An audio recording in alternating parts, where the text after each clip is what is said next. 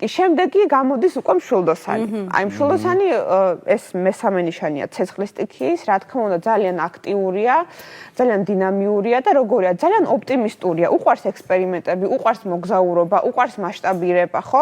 მაგრამ რას ვერ იტანს? ვერ იტანს მოსაწყენ კავშირებს. აი სახში რო უნდა ჩაჯდე დაუშვათ და არ გახვიდე არსად. აი თქვენ თუ გიყვართ მოგზაურობა, ხო, idеალური პარტნიორია თქვენთვის მშვილდოსანი, რომ აი დღეს პარიზში ვართ, ხვალ გადავფრინდეთ მილანში. აი ეს არის მათთვის იდეალური ურთიერთობა. აი თუ სახში ჯდომა უფრო გირჩევნიათ, აი კირჩხიბი კურო იდეალურია თქვენთვის. ხო, უფრო სახში ჯდომა მათ უყვართ, კი ტიპიურებს, რა თქმა უნდა, ტიპიურებზე ვსაუბრობთ, ხო?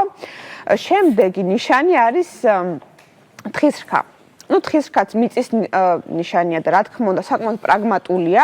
მეტწილად კარიერისტები არიან ხოლმე. ანუ ტიპიური თხის რქა ჯერ კარიერაზე იფიქრებს, რომ აი მე წარმატებას მივაღწიო და შემდეგ სიყვარულზე. Ну, ეს საკმაოდ მისაბაძია ჩემი აზრით. კარიერაზე შეყვარებულები არიან. ხო, მაგრამ აი როგორია? ძალიან აფასებს, როდესაც ხედავს, რომ თქვენ ხართ პასუხისმგებლიანი.